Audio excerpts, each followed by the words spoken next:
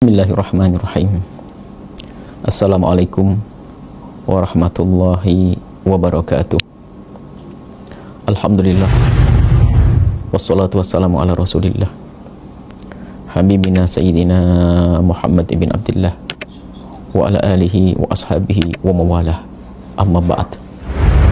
Muslimin dan muslimat, pemirsa pendengar dimanapun anda berada, nuhibbukum fillah. Kami mencintai anda karena Allah, dan semoga apa yang kami ucapkan itu benar-benar ada di hati kami.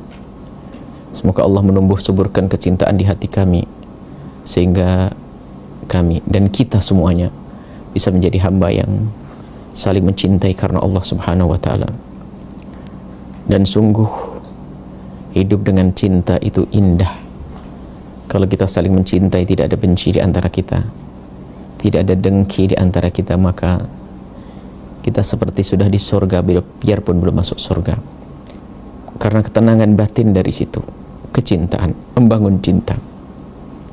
Pada silsilah-silsilah sebelumnya sudah kami sampaikan tentang bagaimana kita mencari kedamaian, dan setelah itu kita menjadi juru damai.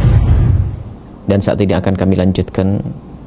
Urusan kita bukan urusan dengan Allah, bukan dengan sesama manusia, akan tapi dengan sesuatu yang bisa digunakan untuk kebaikan, tapi sekaligus bisa menjerumuskan, yaitu urusan tahta dan harta.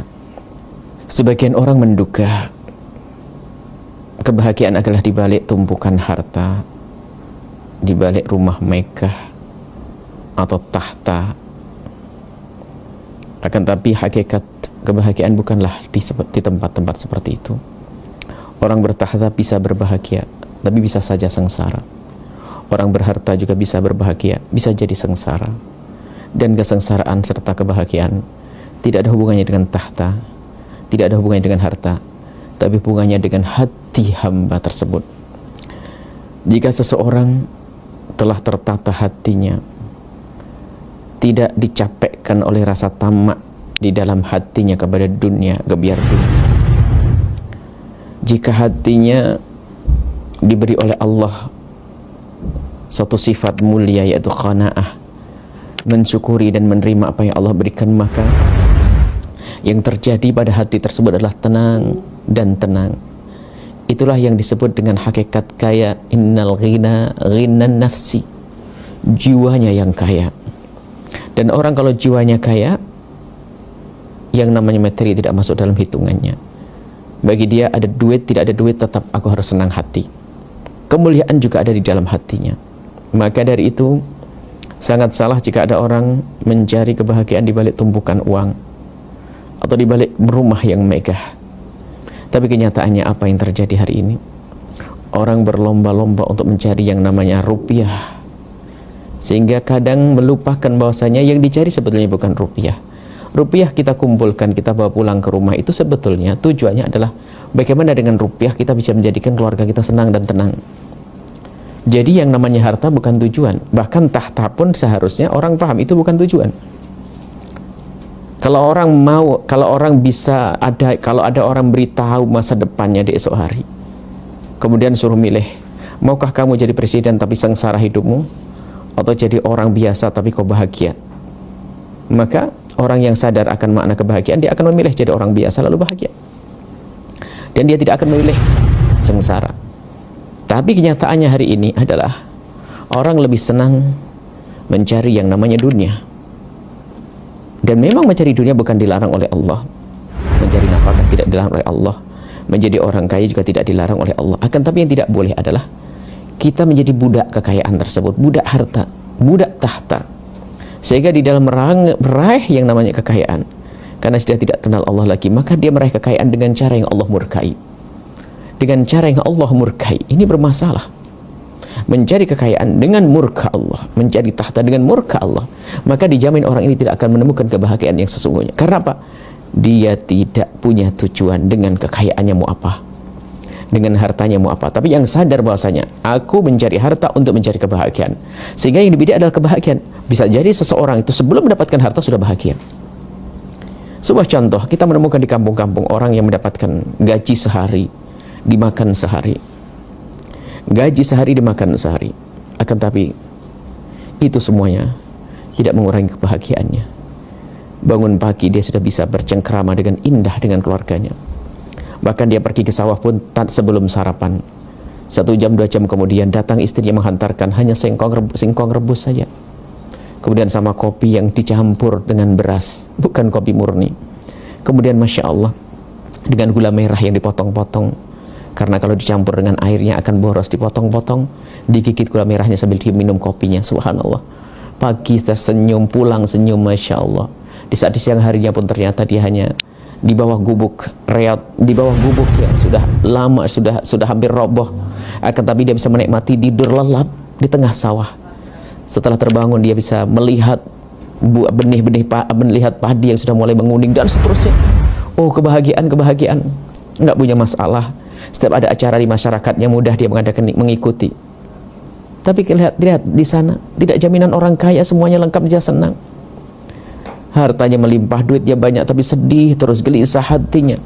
Mulai dari keinginannya bermacam-macam, ketamaannya semakin menguat, membesar. Melihat orang lain sukses, dia bingung untuk bisa menjadi pesaingnya dan seterusnya. Dia hidupnya capek. Tapi di sana juga ada orang yang diberi oleh Allah kekayaan, tapi dia senang. Abdurrahman bin Auf, kaya raya tapi adalah bahagia. Ada orang yang hidupnya dengan kefakiran tapi sengsara, ada. Maka dari itu yang namanya kebahagiaan tidak ada hubungannya dengan kekayaan dan kefakiran. Nggak ada urusannya tahta dan punya tahta atau tidak. Yang namanya kebahagiaan adalah murni dari dalam hati kita sendiri. Maka pendidikan dari Nabi SAW, jauhilah ketamaan. Yang namanya orang tamak ini Masya Allah akan menjadikan dia itu tidak akan puas. Kalau seandainya dia diberi 1 lembah emas, maka dia minta lembah yang kedua. Dia dikasih lembah emas yang kedua, dia minta yang ketiga. Sampai kapan? Sampai mulutnya kemasukan tanah, maksudnya sampai mati. Dan begitu kalau hidup kita menuruti ketamaan kita, maka tidak akan puas dan tidak akan puas terus. Hidupnya adalah untuk mengejar keinginannya, dan dia tidak bisa menikmati kekayaannya. Kekayaan sudah jatah dari Allah. Kalau orang harus kaya, kaya dia. Kalau memang dia tidak bisa kaya, biarpun dia jungkir balik, tetap saja semacam itu. Memang kita usaha. Tapi ingat, mari kita usaha dan sambil kita menyerahkan kepada Allah Subhanahu wa Ta'ala. Jangan pastikan dengan usaha kita akan berhasil. Kenapa? Di saat kita pastikan dengan usaha kita pasti berhasil, di saat tidak berhasil kita akan kecewa. Akan tapi berusahalah kita untuk mendapatkan kekayaan. Dengan itu kita bisa membantu orang banyak. Berusaha dan kita serahkan kepada Allah. Dan di saat Allah tidak mudahkan, tidak kecewa kita. Di saat Allah mudahkan, kita punya cita-cita mulia, cita-cita baik. Jadi mari kita sadari semuanya, dari anda kita semuanya. Jangan menjadikan ukuran kebahagiaan kita adalah harta yang melimpah. Banyak orang kaya raya sengsara hidupnya. Banyak orang punya tahta sengsara hidupnya. Begitu sebaliknya, ada orang fakir, tapi hampir tidak punya masalah dalam rumah tangganya. Ada orang nggak punya tahta, tapi diberi oleh Allah beraneka ragam kebahagiaan. Maka dari itu, mari kita semua belajar. Siapapun anda, jika anda diberi oleh Allah kekayaan, mari kita jadikan kekayaan ini adalah sebab kita bisa bahagia di dunia dan bahagia di akhirat. Maka kita gunakan kekayaan kita untuk kebaikan. Itu tanda kita tidak hubbud dunya. Kita dermakan, berbagi dengan yang lainnya, bukan ego membesarkan kesombongan kita. Dan juga di saat diuji oleh Allah dengan kefakiran, maka ketahuilah fakirnya orang beriman hanya di dunia saja. Setelah di akhirat dia akan dapat kekayaan. Maka jangan sampai di dunia fakir, ternyata di akhirat menjadi fakir juga. Maka yang diuji Allah dengan kefakiran, fakirlah yang sabar, fakir yang nerima, fakir yang bersyukur. Kalau orang-orang fakir, ketahuilah pada zaman Nabi ada orang besar fakir, Ammar bin Yasir, Abu Hurairah yang setiap hari kelaparan kurang makan, Bilal bin Rabah, dan masih banyak orang-orang fakir, Masya Allah. Tapi apakah itu semua mengurangi kemuliaan mereka? Ini kefakiran tidak akan mengurangi kemuliaan seseorang. Hanya mungkin saat itu saja bilang fakir. Tapi hakikat kemuliaan kita adalah di hadapan Allah. Hakikat kebahagiaan ada di hati kita. Dan mari kita cari. Dan bahagia tidak harus kita bayar mahal. Makanya sebagian ada orang mengadakan acara senang-senang dengan keluarga, hanya harus bayar mahal di hotel puluhan juta. Nginep di hotel puluhan juta. Karena dia punya uang, subhanallah. Biarpun kita punya uang, mari kita biasakan dengan senang-senang yang tidak mahal. Kalau kelebihan uang kita bisa dermakan kepada yang lainnya. Kita bisa saja kita biasakan dengan anak kita dengan gaya kesederhanaan. Kita bisa cari tempat yang rindang, tempat hamparan luas. Kita bisa gelar tikar di sana. Kemudian di antara kita ada yang Masya Allah menyenandungkan syair-syair indah. Ada yang baca puisi. Allah, suasana indah. Jadi kalau kita ingin mencari kesenangan, jangan ikut-ikutan orang, bukan. Bagaimana kita bisa membuat kesenangan dari dalam hati kita. Kita biasakan anak kita dengan kesederhanaan. Jangan biasakan anak kita dengan biar gaya dunia, kagum terkila-kila dengan dunia, maka sebetulnya dia adalah racun, sehingga anak tidak akan mudah puas, tidak akan mudah terima kasih, bahkan yang ada adalah kurang dan kurang. Kenapa?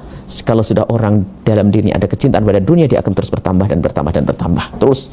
Ini saja, semoga Allah menjadikan kita adalah orang-orang yang hubbul akhirah, cinta akhirat, dan Allah menjauhkan kita daripada cinta kepada dunia, dan semoga Allah memberikan kepada kita kebahagiaan yang sesungguhnya, kebahagiaan, dan juga Allah bisa memberikan, semoga Allah memberikan kepada kita kebaikan di dunia dan kebaikan di akhirat. Wallahu a'lam bishawab.